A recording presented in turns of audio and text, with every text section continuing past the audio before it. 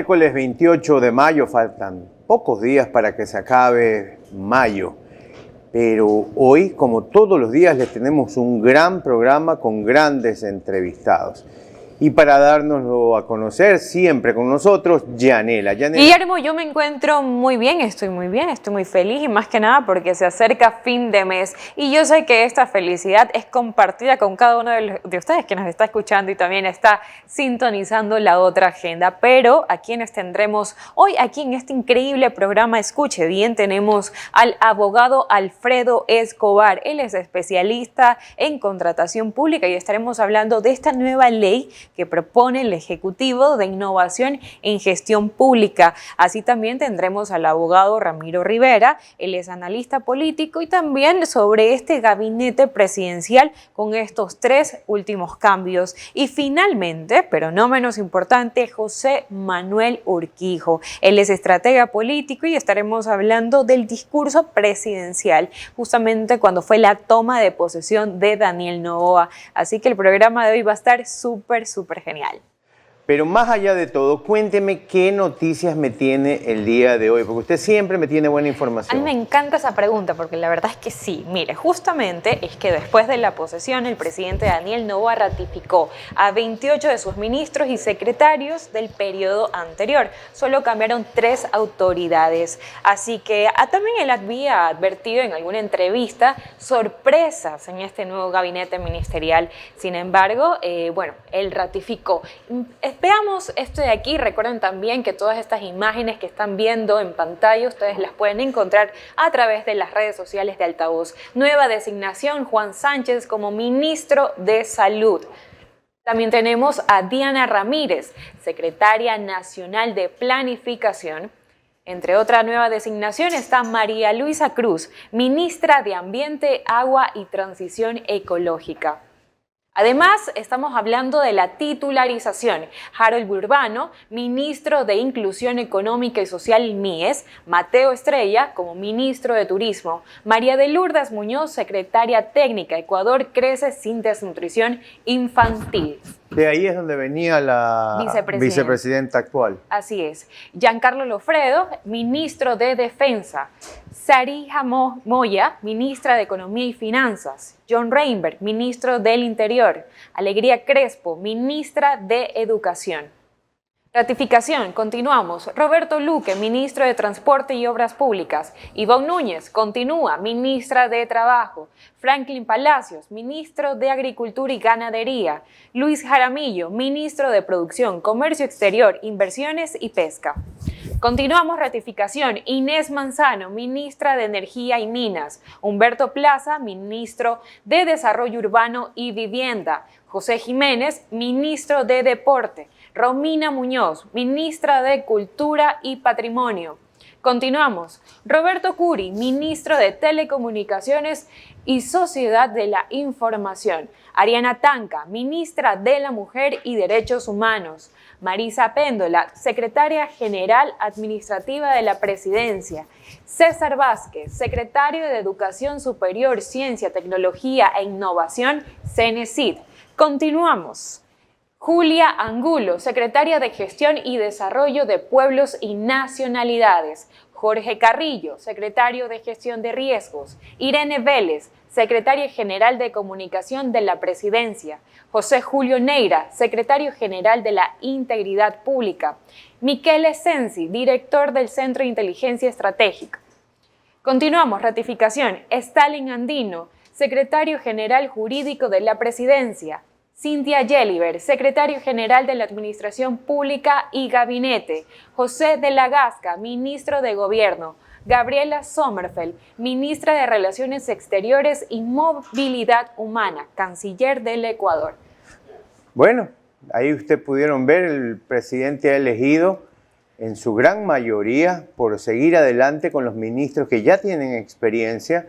Muchos de ellos están ya listos para salir a las calles a trabajar, algunos están desde el inicio, como la ministra de la Mujer, Ariana Tanca, la canciller.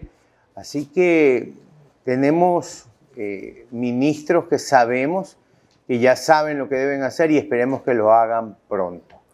¿Quién más me tiene para el día de hoy? Me encanta que me pregunte eso porque le cuento que los ministros no solamente van a tener que hacer trabajo en la calle, trabajo que salir a la calle, ver lo que le hace falta a la ciudadanía, sino que también los legisladores, los asambleístas, ahora tendrán este día viernes para hacer ese trabajo de territorio. Y precisamente Guillermo Amat, en su segmento Guille Pregunta, salió a las calles de Guayaquil específicamente a preguntarle a la ciudadanía: ¿usted está de acuerdo que los asambleístas ahora trabajen 5 días y ya no solamente martes y jueves? Veamos. Hola, ¿qué tal amigos de La Otra Agenda? Estamos de vuelta en un sondeo en las calles de Guayaquil, donde tocaremos el tema de la asamblea. ¿Qué opinan las personas de que los asambleístas trabajen 5 días a la semana? Acompáñenme. Me parece una buena idea porque, en primer lugar, todos los ecuatorianos trabajamos todos los días y más aún los que trabajamos el día a día. Claro, hermano, claro. Incompleto, no es que hoy día van y mañana no van, a veces se van o piden permiso. Es una cantaleta, más claro. Me parece muy bien que trabajen más por el país, que ya que son ellos nuestros representantes, tienen que trabajar más, tienen que ganarse el sueldo. Me parece perfecto que esa decisión sea tomada por el nuevo gobierno, porque pienso que todo el mundo trabaja las 40 horas y ellos están en la obligación de devengar el sueldo. Toda la vida han trabajado y han hecho lo que les ha dado la gana. Y es hora de que este gobierno le ponga fin a toda esa sinvergüencería. ¿Usted qué opina sobre ello? Que tienen que trabajar durante lunes a viernes para que puedan así tener su sueldo bien ganado. Excelente, me parece muy bien. La Asamblea debería trabajar más por la ciudadanía para tomar buenas decisiones para nosotros como los ciudadanos. O sea, ahora que van a trabajar de lunes a viernes, es fantástico. Para mí me parece muy bien. Y esta ha sido la opinión de la ciudadanía. ¿Y ustedes allá en estudios, qué opinan?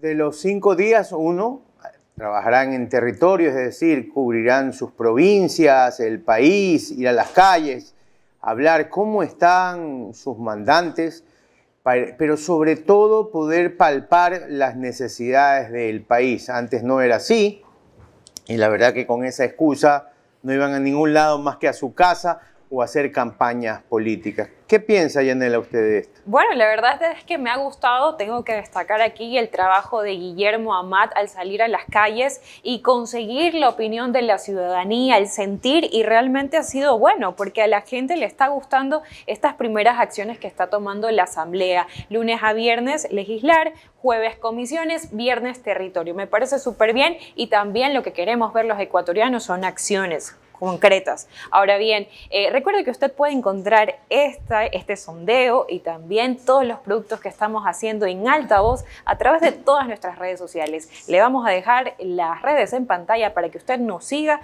y no se pierda absolutamente de nada de lo que está ocurriendo en el país y en el mundo. Así es, nos vamos a un corte y regresamos en Altavoz con la primera entrevista de la tarde. Ya volvemos. Te contaron una parte de la noticia, ahora entérate de lo que no te dijeron. La Otra Agenda te conecta con los temas más importantes del Ecuador y del mundo. Con personajes reconocidos a nivel nacional e internacional. La Otra Agenda, de lunes a viernes a las 16 horas por Altavoz. Los esperamos. Nuestro enfoque es mostrarte la verdad a todo volumen. Queremos inspirarte a pensar críticamente y a que encuentres tus propias respuestas de los temas que se están quedando sin resolver. Esto es Altavoz. Síguenos en todas nuestras redes sociales. La verdad a todo volumen. Basta de susurros. Basta de verdades a medias. En Altavoz siempre subimos el volumen. Si el presidente Daniel Noboa tiene un enemigo, es la Corte Constitucional. No hay falta de recursos, los recursos están provistos, estamos en emergencia, tienen que actuar y tienen que resolver. Haber recibido un país como lo recibió, haber logrado sacarlo de rojo de las finanzas, empezar esta lucha contra el crimen organizado, en serio. Análisis, entrevistas e información al día todos los días. No vamos a negociar, no vamos a pactar y el peor, no vamos a esconder las cifras reales de lo que sucede en el país, como en aquel entonces sí sucedía. Periodismo directo, contenido sin miedo, la verdad a todo volumen. Síguenos en todas nuestras redes sociales. La verdad contada a todo volumen en un nuevo formato. Actualidad, análisis y entrevistados nacionales e internacionales de primer nivel. La otra agenda de lunes a viernes a las 16 horas por Altavoz. Te esperamos.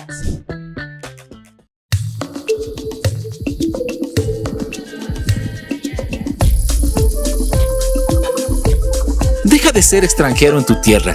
No pierdas tiempo. Descubre tu Ecuador.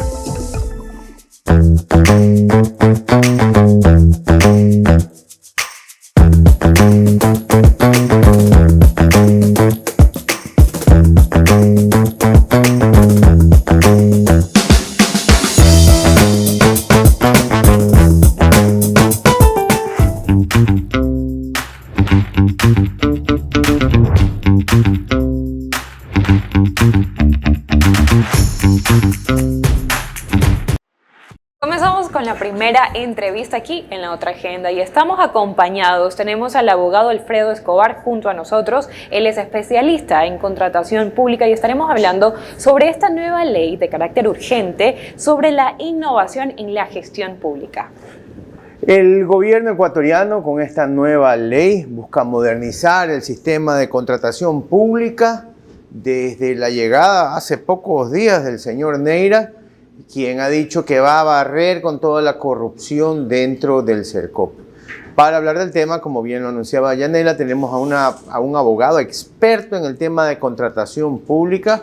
Le ha dedicado la mayor parte de su vida profesional a este tema específico y nos acompaña hoy Alfredo. Alfredo, buenas tardes y gracias por estar en La Otra Agenda. Hola Guillermo y Yanela, buenas tardes y muchas gracias por la invitación. ¿Qué busca el gobierno con esta nueva ley propuesta ante la Asamblea, Alfredo? Guillermo, te escuchaba al inicio sobre modernizar el sistema y en realidad el sistema ya es moderno. Lo que busca más allá de modernizarlo creo que es simplificarlo. Okay. Porque el proceso o el sistema de contratación pública en sí tenía un sinnúmero de procesos de contratación que tenían procedimientos independientes y tenían ciertos parámetros en muchos casos que complicaban a las instituciones públicas para poder adquirir sus bienes o servicios. Y lo que está haciendo, una de las cosas importantes que se hace en este proyecto de ley económica urgente es simplificar de varios procesos que existían, dejar en procesos de ínfima cuantía, procesos de licitación, nada más. Antes existían ínfimas cuantías, menores cuantías, licitación, cotización, y cada proceso, como te comento, tenía sus bemoles. Ahora es ínfima cuantía, todo lo que sea en este año inferior a $7.000, absolutamente todo se puede contratar por un proceso simplificado de ínfima cuantía. Y de ahí en adelante se realizan procesos de licitación, lo que también, para los que conocen sobre estos temas, se dejaría a un lado algo que se llamaba la contratación de bienes y servicios normalizados y no normalizados. Sin duda, el gobierno busca simplificar las contrataciones públicas, ya que mucho se estaba trabando y al final todo esto se resume a falta de bienes y servicios para la ciudadanía.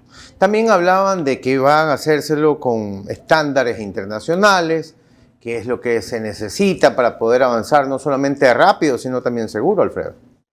Así es, dentro de los fundamentos o de la justificación de este proyecto de ley, se hace constar esto, que efectivamente son procesos simplificados. Es decir, siempre tiene que haber condiciones claras previas, tiene que haber una evaluación.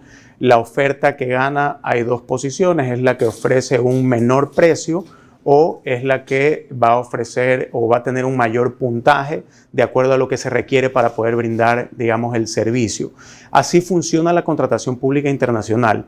Cuando en el Ecuador hay proyectos que se realizan con créditos de multilaterales y ellos obviamente establecen procesos que se deben cumplir para poder invertir ese dinero, ellos ya aplican sus tipos de procesos de contratación que son bajo parámetros internacionales, que no son desconocidos en el Ecuador y que sin duda son un poco más simples. Abogado, estamos hablando también de que habrá nuevos filtros en esta nueva ley, pero ¿qué pasa con la igualdad de oportunidades para los proveedores? ¿Será para todos exactamente igual o de pronto porque uno ofrece un producto, un servicio a menor costo comparado a otro que tiene mayor calidad, pero el precio es mucho más elevado? ¿Cómo va a equipararse eso? Bueno, todo esto está por definirse en el reglamento. En este momento lo que se está proponiendo que se reforme es la ley. Muchas partes que se reformarían establecen que se tiene que otorgar un tiempo prudencial, que en una disposición transitoria está 45 días para que se elabore el reglamento, pero aquí también es válido tocar un punto muy importante. La primera ley que sí modernizó el sistema de contratación pública en el año 2008 estableció uno de los objetivos principales de este sistema de contratación, la dinamización de la economía. Y esto quería decir que se trataba de alguna manera de equiparar a todos los actores de la contratación pública como oferentes o como contratistas, y se buscaba que exista una igualdad de participación entre micro, pequeños, medianos, artesanos y los grandes. Actualmente en esta propuesta se elimina por completo esos beneficios que se les otorgaría a la micro, pequeña y mediana empresa. Es decir, a todos se los deja en igualdad de condiciones, pero depende cómo el reglamento trate un poco los parámetros para que no exista, no digamos un abuso, sino un exceso de participación de los grandes frente a los pequeños y medianos que los pueda dejar a un lado. Algo importante también es que los procesos, como les comentaba hace un momento, de menor cuantía, cotización, eran procesos que eran de alguna manera creados para este tipo de sectores de micro, pequeña y mediana empresa, que también ya se eliminan. Entonces, lo que ocasionaría es que la micro, pequeña y mediana empresa o artesanos que quieran participar en procesos de contratación tengan que ir a una subasta inversa, a una ínfima cuantía o a una licitación, básicamente. Abogado, y más allá de los procesos que, si bien es cierto, son importantes, este sería el primer paso para limpiar la contratación pública, para vencer todo esta corrupción que puede haber. Bueno, más allá de este aspecto de quiénes van a participar y los procesos de contratación que se van a dar, hay aspectos importantes también que hay que tomar en cuenta en este proyecto de ley. Uno de ellos es que al CERCOP diríamos, y al inicio me chocaba hasta que lo analicé, pero diríamos, bueno, al CERCOP habría que darle más competencias para un mayor control. Pero no, lo que hace el gobierno es que analiza de buena manera que el CERCOP ya era una institución plagada de corrupción, y lo que les dice es, ok, a partir de ahora, y obviamente también con este cambio de timón en la administración que les pone, les dice, a partir de ahora ustedes no pueden, en palabras sencillas, decirle a una institución pública si tiene que declarar desierto o no su proceso, si está haciendo bien o no, como para que bloqueen un proceso de contratación, que eso ocurría mucho. Habían oferentes que buscaban de alguna manera, con excesos de reclamos, que los procesos de contratación se caigan. Muchas veces, y esto es anécdota en realidad, muchos oferentes o contratistas buscaban, si ellos participaban y habían cometido un error o por algo no podían ellos ganar, buscaban entre ellos y con otros asociarse para presentar excesos de reclamos y buscar que el proceso se caiga para volver a participar y tener una segunda oportunidad, sin darse cuenta, o viéndolo desde la óptica de la administración pública, que obviamente eso retrasa la contratación pública y retrasa el bien y el servicio que necesita la contratación pública para cumplir con sus objetivos frente a la ciudadanía. Entonces, lo que hace el gobierno a través de este proyecto de ley ahora es, ustedes CERCOP pueden emitir, ya no pueden emitir normativa secundaria, solamente pueden emitir pliegos, modelos, formatos, y por otro lado, tampoco ya pueden ser un órgano de control en el sentido de decirle a una institución pública, tienen que declarar desierto un proceso de contratación. Solo pueden hacer observaciones de la etapa preparatoria, pero no pueden llegar a estas etapas, como les comento, de decidir si es que un proceso de contratación continúa o no. Eso ya quedaría en manos de la Contraloría General del Estado en todo lo que ocurra de ahí en adelante. Otra situación con esto de luchar contra la corrupción es que paralelamente se le otorga a los oferentes ciertas categorías preferentes, ahí sí, pero por el hecho de denunciar casos de corrupción. Es decir, que si oferentes van a denunciar casos de corrupción y obviamente son probados y con eso se logra de alguna manera evitar una afectación a la administración pública, van a comenzar a tener algún tipo de puntuación en su registro único de proveedores, que eso de alguna manera los va a llevar a una mejor categorización. Mi pregunta es siempre, echa la ley, echa la trampa. ¿El gobierno está tratando de acabar con la trampa? Sí, esta simplificación así a amplios o a un análisis, digamos, amplio, deja notar que al hacer más sencillo, evita o saca todas estas cascaritas que podían existir en un proceso de contratación, por decirlo de alguna manera, hace todo más sencillo, más simple, más rápido, con las facultades que le quita al CERCOP, también lo quita como lo saca de estas participaciones o estas malas procedimientos que seguían ciertos contratistas para poder obstruir las contrataciones públicas. Y así hay algunas situaciones que contiene este proyecto de ley que son evidentemente favorables para un sistema de contratación pública sano. Sin duda que cuando llegue a la Asamblea mucha gente va a saltar y va a decir, pero la micro, pequeña y mediana empresa, y todos los procesos de contratación que existían, pero esto es contrario a principios. Probablemente comparen con otros modelos de contratación, como por ejemplo el modelo de contratación de Chile. Pero creo yo, como ya lo hemos comentado anteriormente, el que va a hacer críticas tiene que proponer, tiene que decir, bueno, si no es esta la vía, ¿cuál es la solución? Mantenernos con un sinnúmero de procesos de contratación que entorpecen la contratación pública. No solo lo veamos como los procesos en sí y como un espacio para que personas puedan acceder a negocios. Veámoslo como parte del medio a través del cual el Estado puede hacer realidad las políticas públicas que quiere implementar. Y hablando también de propuestas, abogados, en algún momento algún analista político me dijo que los hospitales deberían de tener un servicio de contratación independiente al CERCOP. ¿Esto es viable? ¿Es posible? ¿Debería ser así? En realidad no creo que sea una solución, porque mientras más instituciones que manejen una misma situación tenga, va a tener diferentes criterios. Y lamentablemente el CERCOP y la contratación pública es muy delicada porque dentro de todo proceso de contratación se mueve dinero, se mueve mucho dinero. Entonces mucha gente se ha dedicado a ser solamente proveedor del Estado.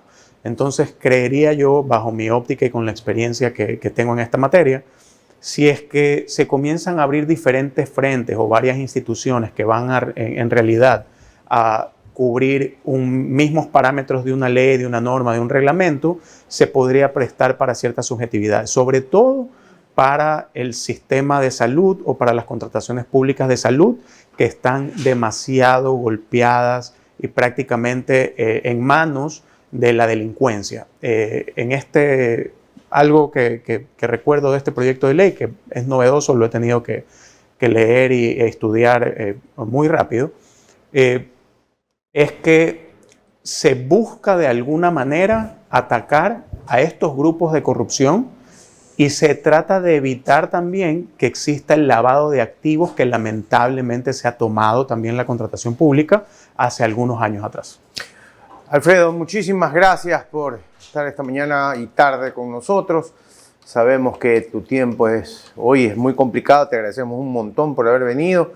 Este es un tema que va a dar para hablar bastante, pero creo que cualquier cosa que ayude a modernizar, agilitar y sobre todo que ayude a que los dineros de los ecuatorianos no se vayan por lados donde no deberían irse, creo que todo ayuda. Gracias por haber estado esta mañana. Así es, muchas gracias y que más que nada eso, ¿no? Que el dinero esté bien destinado. Amigos, recuerden que los extractos más importantes de esta entrevista y todas las que tenemos aquí en La Otra Agenda las pueden encontrar en nuestras redes sociales. Por ahí están las redes.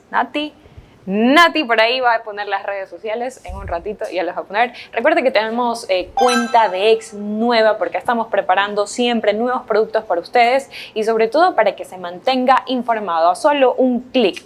Y va a tener toda la información. Nos vamos a un corte y ya venimos con más. Te contaron una parte de la noticia, ahora entérate de lo que no te dijeron. La otra agenda te conecta con los temas más importantes del Ecuador y del mundo. Con personajes reconocidos a nivel nacional e internacional. La otra agenda, de lunes a viernes a las 16 horas por Altavoz. Los esperamos. Nuestro enfoque es mostrarte la verdad a todo volumen. Queremos inspirarte a pensar críticamente y a que encuentres tus propias respuestas de los temas que se están quedando sin resolver. Esto es Altavoz. Síguenos en todas nuestras redes sociales. La verdad a todo volumen. Basta de susurros, basta de verdades a medias. En Altavoz siempre subimos el volumen. Si el presidente Daniel Noboa tiene un enemigo, es la Corte Constitucional. No hay falta de recursos, los recursos están provistos, estamos en emergencia, tienen que actuar y tienen que resolver. Haber recibido un país como lo recibió, haber logrado sacarlo de rojo de las finanzas, empezar esta lucha contra el crimen organizado, en serio. Análisis, entrevistas e información al día todos los días. No vamos a negociar, no vamos a pactar y el peor, no vamos a esconder las cifras reales de lo que sucede en el país, como en aquel entonces sí sucedía. Periodismo directo, contenido sin miedo, la verdad a todo volumen. Síguenos en todas nuestras redes sociales. La verdad contada a todo volumen en un nuevo formato. Actualidad, análisis y entrevistados nacionales e internacionales de primer nivel. La otra agenda, de lunes a viernes a las 16 horas por Altavoz. Te esperamos.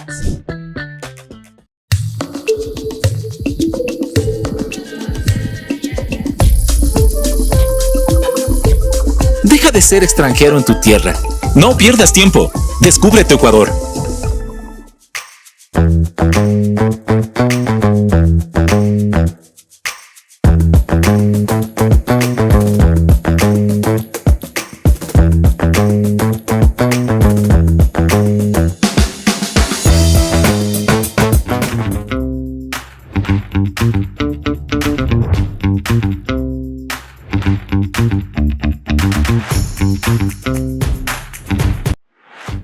Continuamos. Tenemos al abogado Ramiro Rivera, él es analista político, está conectado aquí en otra agenda y estaremos hablando sobre el gabinete presidencial también, sobre los cambios, de estos 3 cambios que hemos escuchado en las últimas horas y que sin duda alguna el país está a la expectativa. Abogado, buenos días, buenas tardes, ¿cómo le va? El que el gobierno nacional, el Ejecutivo, solo haya cambiado a 3 de sus ministros, ¿significa que el Ecuador avanza y avanza rápido? Bueno, usted sabe que a quien le corresponde escogitar y seleccionar a sus colaboradores es al presidente de la República. Él hace pocos días, ante la comunicadora Inostroza, señaló de que habrían sorpresas. Quizá eso generó una sobreexpectativa en la opinión pública, y lo que ha hecho el presidente de manera legítima es ratificar a todos excepto en 3 cargos. Y se podría suponer que el presidente ha triunfado con más del 11% de ventaja de los votos sobre su contendora correísta, precisamente con el equipo que ha venido trabajando con él. Y solo a él le corresponde, ya sea por confianza, lealtad, capacidad de gestión, resultados y garantía, escogitar a sus colaboradores. Llevará sus ventajas si es que sus colaboradores cumplen con sus actividades y asumirá el costo político si sus colaboradores fallan en las tareas a ellos encomendadas. Ayer el presidente el Ejecutivo envió a la Asamblea una nueva ley para modernizar las compras públicas. Me imagino también que necesita el Ejecutivo poder tener celeridad en los procesos para poder avanzar con este nuevo Ecuador, como él le llama en su discurso. Fue un discurso muy empático, hablaba de lo que se viene y lo que queremos los ecuatorianos, pero él no cuenta con el lujo de esos 100 primeros días que normalmente tiene un nuevo gobierno cuando es elegido por primera vez. ¿Usted cree, en su experiencia y de lo que ha podido ver a través de los años en el Ecuador, que esta nueva ola joven va a poder avanzar con esto lo rápido y con la celeridad que necesita en el tema de seguridad y económico? Bueno, el presidente comienza con una gran ventaja de no tener una mayoría que le pueda bloquear toda su iniciativa y verse condenado al fracaso, a la ruptura y al colapso, como sucedió con el presidente Guillermo Lasso.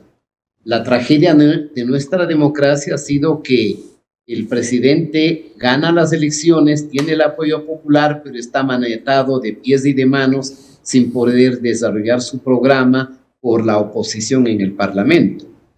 Lo que sí deberá hacer el presidente y su gobierno es mantener la mayor cohesión posible en el bloque de mayoría, con el Partido Social Cristiano, los independientes, los Pachacuti, en Pachacuti con políticas sociales dirigidas a remediar los acuciantes problemas sociales que sufre el campesino, sobre todo en la sierra y en general el estrato de la pobreza en el Ecuador. Y también, ¿por qué no dialogar con legisladores del correísmo? Porque no puede usted poner en un solo saco a todos los de Correa como cómplices de los bandidos o como portadores de la causa de la impunidad con los corruptos. Yo creo que ahí hay gente que sí le preocupa el país, que quiere que el Ecuador avance, y en ese sentido me parece que el presidente tiene que aprovechar esa coyuntura favorable.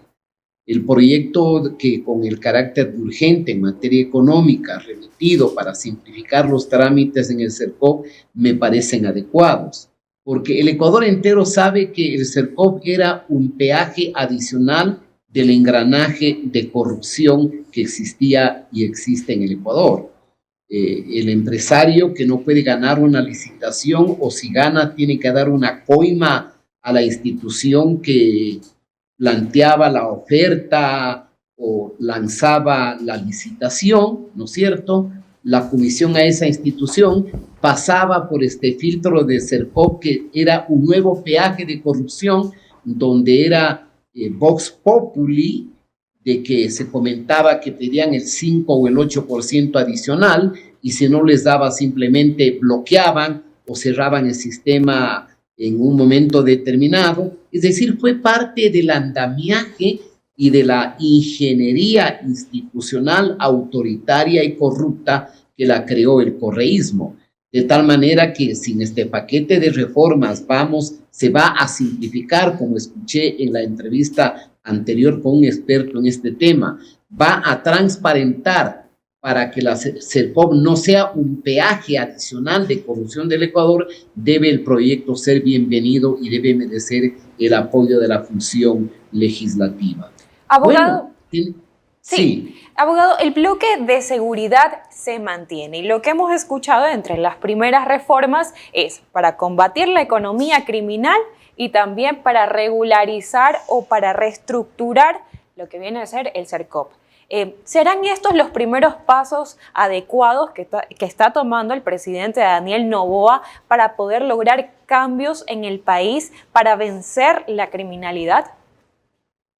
La ventaja que tiene, la ventaja en la aparente desventaja de que no tiene los 100 días el presidente Noboa está en el hecho de que es un equipo que ha venido trabajando 1 año, 8 meses y tiene preparados, se entiende, proyectos de ley en cada uno de los segmentos que el Ecuador necesita reformas al ordenamiento jurídico. Lo sustancial va a estar en la reforma constitucional.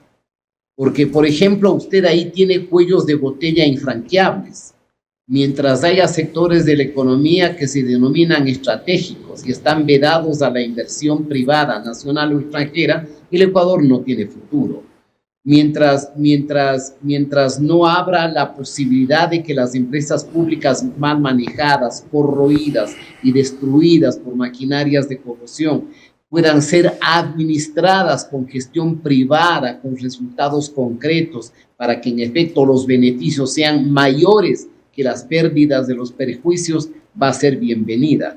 Mientras no haya reformas al sistema de gobernabilidad, al sistema político de partidos, al sistema democrático, al sistema electoral, no vamos a avanzar. De tal manera que supongo que el equipo político y la estrategia del gobierno estará encaminada a apuntar hacia varios puntos. El uno, el económico, a través de los proyectos de ley calificados con el carácter urgente, en el que la Asamblea tiene un tiempo fatal de un mes.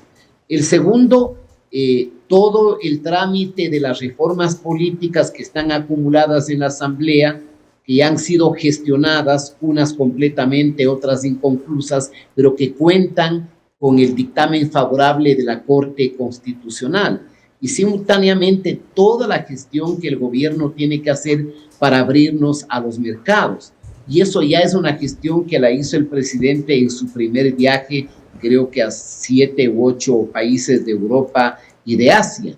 El Ecuador tiene que abrirse hacia el mundo, hacia el mercado libre, hacia la sociedad, diríamos hasta la sociedad o la economía social de mercado.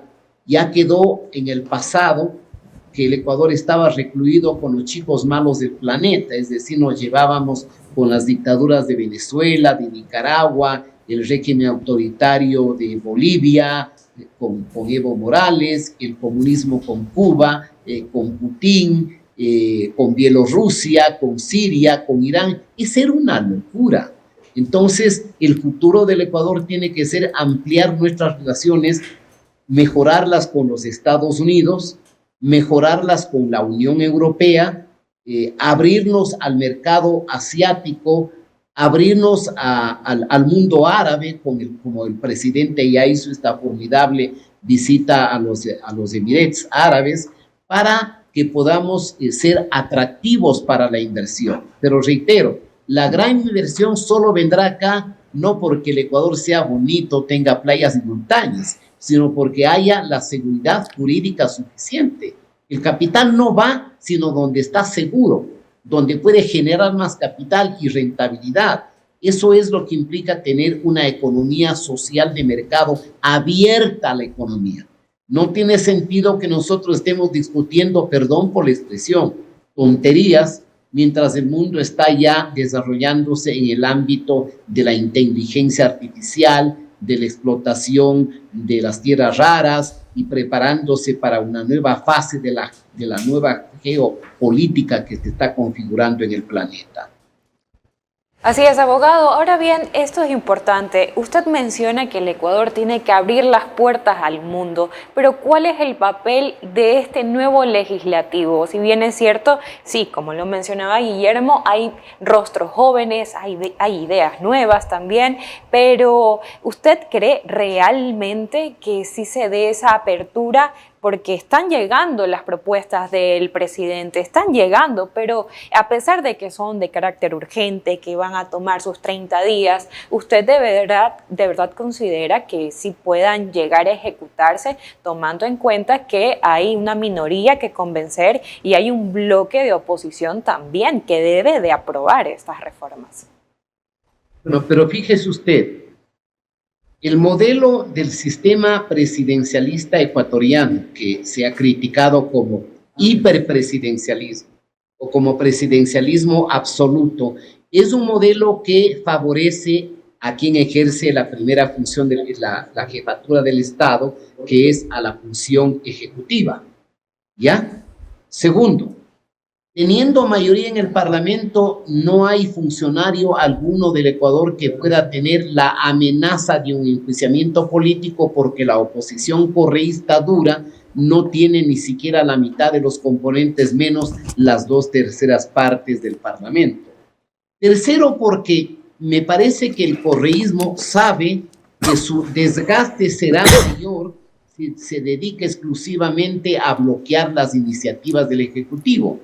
Fíjese usted que para el informe, para el primer debate de la primera ley que con el carácter de urgente envió el presidente Noboa, ya ha contado con el apoyo de parlamentarios correístas, porque el relato del famoso fraude, de la tinta indeleble, de los químicos que producen que el voto vaya caminando de un casillero a otro. Ya es, digamos que la paranoia del señor Correa y de su envejecimiento cognitivo. La pasión lo tiene, yo diría, en estado casi de locura, de demencia. Entonces, ¿cuánto influye tal o cual factor? Bueno, el liderazgo del presidente, que es fundamental. Pero la ejecución de las políticas dependerá también de la calidad de gestión de sus colaboradores y de cada uno de los ministerios. Un buen ministro no hace sino empujar, implementar y alcanzar las metas y logros que diseña la política gubernamental. Y para eso tendrán que armar los equipos más eficientes. Yo creo que el problema de la política ecuatoriana no es un problema generacional. Es decir, solo los jóvenes son buenos y los viejos malos. No, el joven tiene toda la energía, pero no siempre el joven advierte la piedra en la que se va a tropezar y en la que se va a resbalar. Entonces, los equipos tienen que estar mezclados con técnicos que no es que tengan deberes de gratitud política o ideológica con el partido que ha ganado a las elecciones, sino que sean técnicos que tengan la experticia, la aptitud, el conocimiento suficiente como para implementar cosas. Voy a dar un ejemplo. Si el Petroecuador sigue como está, que con rara excepción es una cloaca de corrupción, no va a pasar nada. Si en el sector energético no hay una gestión fuerte, agresiva, para aumentar la capacidad de mayor generación eléctrica con las nuevas tecnologías, a la vuelta de la esquina vendrá un estiaje y tendremos nuevos apagones. Pero eso lo sabe el jefe de Estado. Tiene experiencia, tiene inteligencia y deberíamos confiar pues que él vigile a cada uno de los ministros y los ministros se rodeen de la mejor gente capaz, inteligente y transparente para que haya resultados. Aquí lo que cuenta es que el gobierno tenga éxito. Así es, si porque el éxito... el país le beneficia. Así es, porque si el presidente de la República tiene éxito, éxito tendrán los ecuatorianos. Abogado, muchísimas gracias por haber estado esta tarde con nosotros. Esperemos que lo que usted dice, y sabemos los ecuatorianos, que el presidente sabe lo que está pasando y esperemos que vayamos rápido a solucionarlo. Un abrazo a la distancia. A ustedes, muy amables. Muchas gracias, abogado. Siempre volvemos ahora, después de esta entrevista, en la otra agenda. Gracias. Te contaron una parte de la noticia, ahora entérate de lo que no te dijeron. La otra agenda te conecta con los temas más importantes del Ecuador y del mundo. Con personajes reconocidos a nivel nacional e internacional. La otra agenda, de lunes a viernes a las 16 horas por Altavoz. Los esperamos. Nuestro enfoque es mostrarte la verdad a todo volumen. Queremos inspirarte a pensar críticamente y a que encuentres tus propias respuestas de los temas que se están quedando sin resolver. Esto es Altavoz. Síguenos en todas nuestras redes sociales. La verdad a todo volumen. Basta de susurros. Basta de verdades a medias. En Altavoz siempre subimos el volumen. Si el presidente Daniel Noboa tiene un enemigo, es la Corte Constitucional. No hay falta de recursos, los recursos están provistos, estamos en emergencia, tienen que actuar y tienen que resolver. Haber recibido un país como lo recibió, haber logrado sacarlo de rojo de las finanzas, empezar esta lucha contra el crimen organizado, en serio. Análisis, entrevistas e información al día todos los días. No vamos a negociar, no vamos a pactar y el peor, no vamos a esconder las cifras reales de lo que sucede en el país, como en aquel entonces sí sucedía. Periodismo directo, contenido sin miedo, la verdad a todo volumen. Síguenos en todas nuestras redes sociales. La verdad contada a todo volumen en un nuevo formato. Actualidad, análisis y entrevistados nacionales e internacionales de primer nivel. La otra agenda, de lunes a viernes a las 16 horas por Altavoz. Te esperamos.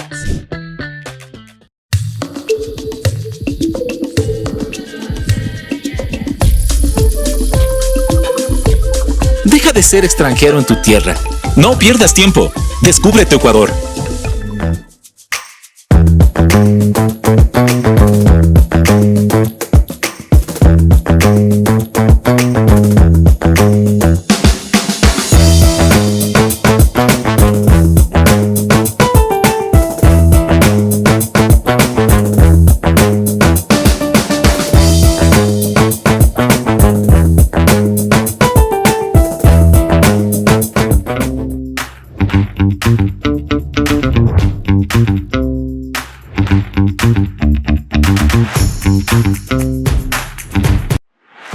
Bien amigos, gracias por continuar conectados a la señal de La Otra Agenda y tenemos a nuestro entrevistado José Manuel Urquijo. Él es estratega político y estaremos hablando del discurso presidencial, un análisis profundo.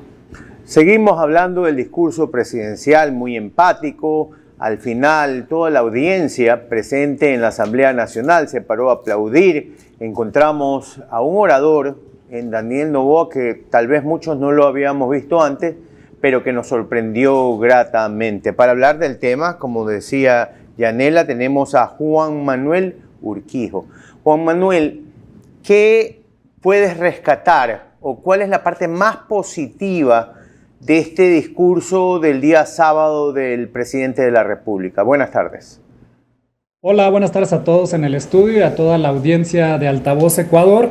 Bueno, creo que primero que nada hay que hacer la diferenciación entre lo que es un discurso de rendición de cuentas o un informe a un discurso presidencial de toma de protesta, ¿no? Son cosas totalmente diferentes y persiguen también además objetivos y metas distintas. En este primer caso, o en este caso ya de la toma de protesta, el discurso de posesión del presidente Daniel Noboa es una pieza retórica estructurada para proyectar liderazgo, marcar una ruptura simbólica con el pasado, construir también una identidad nacional combativa y sobre todo cimentar una narrativa de renovación. De hecho, si revisamos detenidamente el discurso, las palabras que utilizó el presidente, pues justamente busca esa ruptura del pasado y busca también llevarnos a soñar, llevarnos a un horizonte esperanzador, a una visión compartida que el presidente tiene para el país. Además, desde el inicio, el presidente plantea un escenario de transformación histórica, es decir, no está viendo el presidente o lo que quiere que los ciudadanos, el pueblo ecuatoriano, vea que no solamente es una toma de protesta más, sino que es un acto histórico, es decir, está marcando una especie de refundación del país.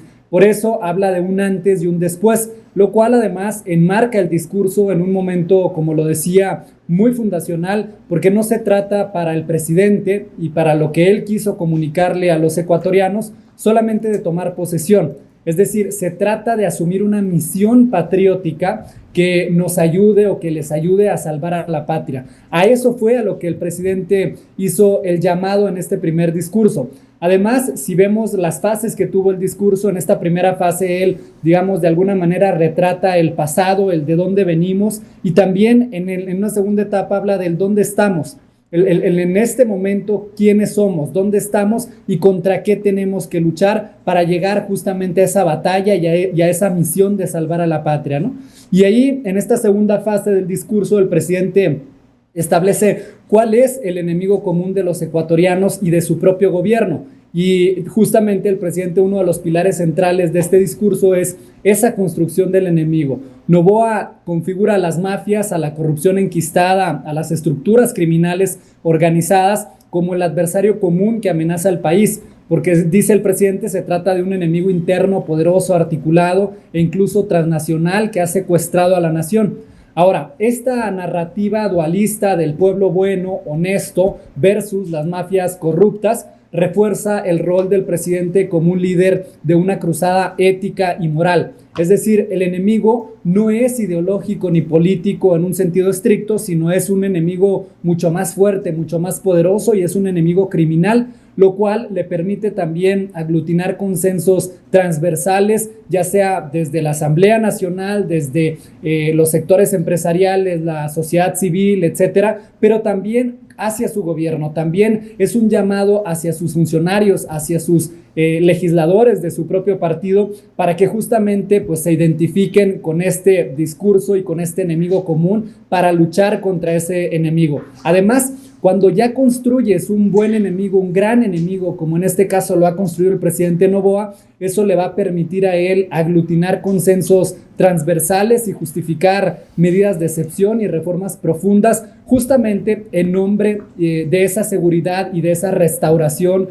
de la dignidad de la que habla el presidente. José Manuel, una de las cosas que pude percibir en lo personal es que siempre se ponía del lado del Ecuador, es decir, no era solo allá en la soledad del poder, sino que hablaba de nosotros los ecuatorianos, nunca se despegó de ser parte del país, del pueblo, de la gente.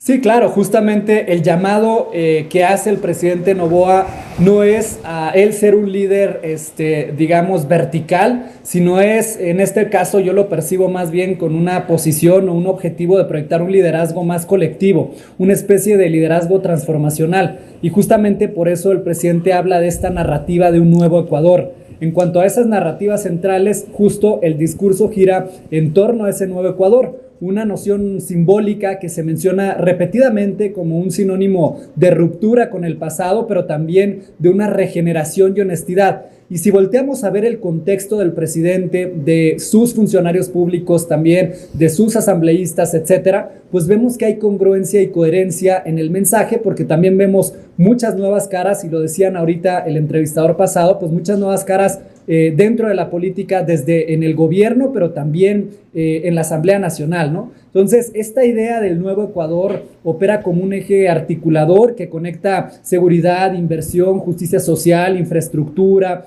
y también conecta ese liderazgo ético y moral que el presidente busca proyectar. A lo largo de todo el discurso del presidente, proyecta una narrativa de superación colectiva, como bien mencionabas, ¿no? Donde quienes fueron olvidados ahora son protagonistas. Y el presidente también forma parte de ese pueblo, de ese discurso del que él habla, donde busca enmarcarse junto con el pueblo cuando habla de la persecución que él y su familia sufrieron en el pasado, y de esa manera también habla justamente de ese olvido que tenía el pueblo, ¿no? Además, yo creo que el presidente, cuando dice o cuando identificamos esa proyección de narrativa, esa narrativa de superación colectiva, dice el presidente que ahora esos olvidados van a ser los protagonistas del nuevo Ecuador, y también recurre a una narrativa de resistencia, de que jamás serán olvidados, ni un solo paso atrás, dijo el presidente, ¿no? Entonces, eso también apela al orgullo de las decisiones que él tomó en el pasado,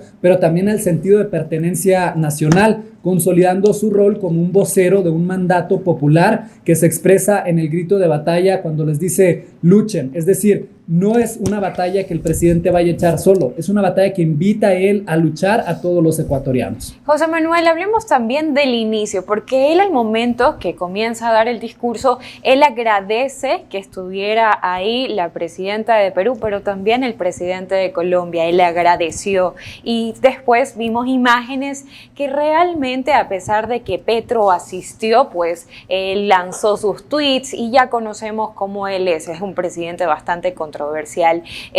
Sin embargo, él fue. ¿Qué significa eso? A pesar de lo que él escriba, no mandó a un delegado, él asistió a la posesión de Daniel Noboa. ¿Qué significa eso para las relaciones internacionales entre estos dos países? ¿Y qué significa que también, que nosotros, teniendo un presidente como Daniel Noboa, haya agradecido la asistencia de este presidente? Yo creo que tiene que ver mucho con la relación bilateral. Al final, Ecuador y Colombia pues son vecinos, y no olvidemos que en los últimos meses, cuando estuvo la crisis eléctrica en el país, pues fue Colombia justamente uno de los vecinos países que le ayudaron a Ecuador a obtener energía, ¿no? Entonces, hay una relación, independientemente de el giro ideológico que pueda tener el presidente de Colombia, Gustavo Petro, o la ideología también que pueda profesar el presidente Noboa, pues hay una relación de respeto, y también creo que es importante justamente esa visita de Petro a la toma de protesta de Daniel, porque al final, independientemente de sus declaraciones en el pasado, que iba a esperar resultados, que no reconocía la elección, etcétera, por ser diferente a la candidata que a él le hubiera gustado, pues me parece que es una buena señal para el país. Creo que las relaciones bilaterales, sobre todo en países con tantos conflictos como el mío, por ejemplo México, o ustedes allá en Ecuador, en Colombia, donde el tema de la seguridad es prioritario para los ciudadanos, pues tiene que haber una cooperación bilateral, ya no solamente interna, de que como si fuera un problema exclusivo de Ecuador o de Colombia. O sea, está comprobado que las bandas criminales pues no solamente operan internamente, sino que ya son crimen transnacional, como bien lo ha definido el presidente y como bien lo mencionó en su discurso. Entonces, a mí me parece que independientemente del juego político del propio Gustavo Petro, el trasfondo es que hay una buena relación con el presidente Noboa y que la cooperación pareciera que va a continuar en los próximos años. Bueno, y así también una de las cosas que él decía era qué bueno trabajar con una patriota, al momento que se estaba refiriendo a su vicepresidenta María José Pinto. Incluso ella lo ha dicho en entrevistas que ella siempre habla con él y que está dispuesta a trabajar, y sobre todo si algo no le parece, ella se lo va a decir, así como ha ocurrido también en otras ocasiones. ¿Qué significa esto para el Ecuador, esta estrecha relación entre presidente y vicepresidenta, y que al momento que él lo diga, en el discurso sonó como un alivio, como decir, por fin estamos trabajando con alguien comprometida a ver bien al país? Claro, no olvidemos de dónde venimos, ¿no? No olvidemos que desde su primer día de gobierno como presidente, en el interinato que tuvo de 18, 19 meses, pues la diferencia o la lejanía que tuvo con su vicepresidenta Verónica Abad, que al principio parecía que simplemente era una lejanía, pero más adelante se convirtió en una gran piedra en el zapato la vicepresidenta Abad, y donde uno esperaría que un presidente trabaje de la mano de su vicepresidenta, que pueda confiarle el gobierno cuando el presidente tiene algún tipo de problema o tiene que salir o solicitar alguna licencia, pues por el contrario, la ex vicepresidenta Verónica Abad se convirtió en un problema ya no solamente para el presidente Noboa, sino para el país. En vez de buscar soluciones a los problemas que tenía el país, la vicepresidenta se convirtió en un problema más que tenía que sortear el presidente en términos de lo político, ¿no? Es decir, enrareció aún más todavía pues, el mandato de Daniel Noboa desde la parte política, y además creo que pues, el presidente supo también de alguna manera jugar ese juego político con los instrumentos que se estuvieron ahí dando, que fueron cuestionables, sí, pero también es muy cuestionable que una vicepresidenta traicione desde el día 1 a su presidente, ¿no? Creo que son cosas que nunca en la historia se habían visto, que desde el día 1 hubiera ese distanciamiento y posteriormente ese conflicto tan grande entre un presidente y una vicepresidenta. Ahora, si recordamos esta parte, que yo creo que a nadie se le olvida todavía, evidentemente iba a ser el presidente una mención especial de su actual vicepresidenta María José Pinto, porque justo representa para él un alivio, representa para el presidente un equipo, representa poder delegar actividades que no delegó durante los primeros 18, 19 meses que tuvo en el poder. Y creo que le está dando también a la vicepresidenta María José Pinto pues toda la confianza de él y del pueblo ecuatoriano para realmente pues llevar a cabo los proyectos que se necesitan, y sobre todo creo que vamos a ver una relación mucho más cordial, mucho más de equipo, un liderazgo conjunto entre el presidente y la vicepresidenta, que ahora sí creo que va a representar una fortaleza para él. Juan Manuel, ¿dónde estás? ¿Estás en México, en Ecuador? ¿Dónde estás? Yo estoy en Ciudad de México en este momento, pero he trabajado en algunas ocasiones allá en Ecuador. Entonces conozco ahí más o menos la política ecuatoriana, y me gusta también darle mucho seguimiento. Qué envidia estar en la Ciudad de México. Un abrazo a la distancia y muchísimas gracias por haber estado esta tarde con nosotros. Así es, muchas gracias. Muchas gracias a ustedes y siempre a la orden. Perfecto. Recuerden, amigos, que nos pueden encontrar en todas nuestras redes sociales. Ahí están para que usted nos siga, para que también se mantenga informado a solo un clic. Nos vamos a un corte, ¿verdad, Guille? Así es, nos vamos a un corte y regresamos con otra entrevista más aquí en La Otra Agenda. Ya regresamos. Te contaron una parte de la noticia, ahora entérate de lo que no te dijeron. La Otra Agenda te conecta con los temas más importantes del Ecuador y del mundo. Con personajes reconocidos a nivel nacional e internacional. La Otra Agenda, de lunes a viernes a las 16 horas por Altavoz. Los esperamos. Nuestro enfoque es mostrarte la verdad a todo volumen.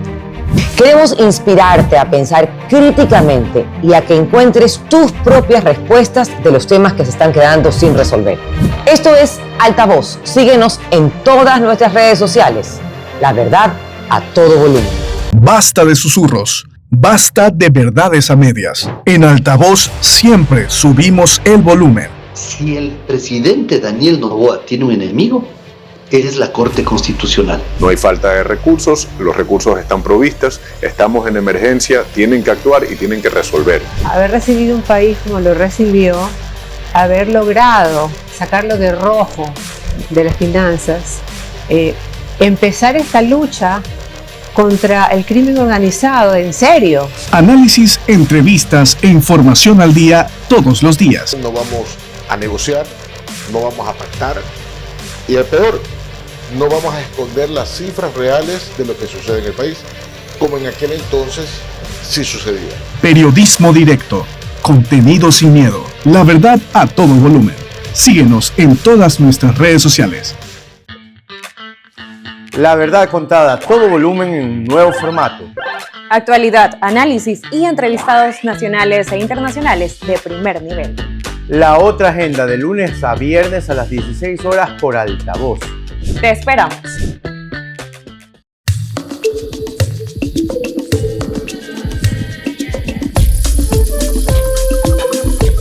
Deja de ser extranjero en tu tierra. No pierdas tiempo. Descubre tu Ecuador.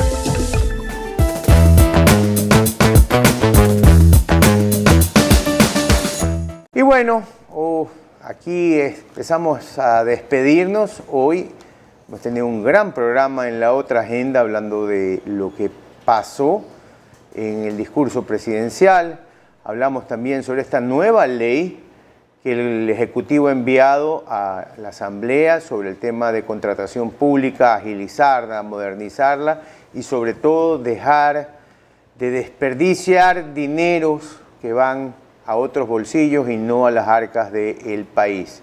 Leía que el gobierno en esta ley mencionaba que entre el 0.9% y el 1.2% de estas contrataciones públicas van a otros bolsillos. Esperemos que esta ley llegue a buen puerto y que el Ecuador gane. Y alguien que ganó y estuvo con el presidente de la República es ¿quién, Yanela? Michael Morales. Seguramente usted lo ha visto, ha sido tendencia. Y la mamá, sobre todo, es fantástica. ¿Sabe cómo le dicen? Le dicen la suegra del Ecuador. Así le dicen, yo no digo eso. Pero en todo caso, el peleador ecuatoriano de la UFC, Michael Morales, fue recibido en el Palacio de Carondelet por el presidente Daniel Noboa. El deportista tricolor, actual número 8 en el ranking de la categoría welter, fue recibido junto a su madre Katy Hurtado por Noboa y también junto a su manager Cristel Chuchuca en el Palacio de Carondelet. Recordemos que él está invicto como profesional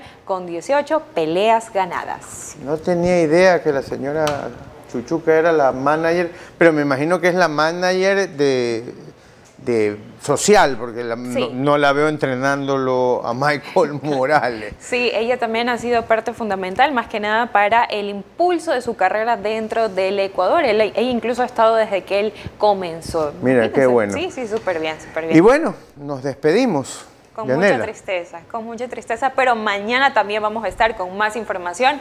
Recuerden nuestras redes sociales, las vamos a dejar en pantalla y también voy a dejar en pantalla en unos segunditos para que ustedes vean si a ustedes les gusta mi blusa, mi outfit, cómo vengo vestida a este programa tan increíble que es La Otra Agenda. No duden en consultar, ahí está, a Yadira. Así que eso, amigos, gracias. Así es, nos vemos el día de mañana, 4 en punto, en La Otra Agenda. Chao.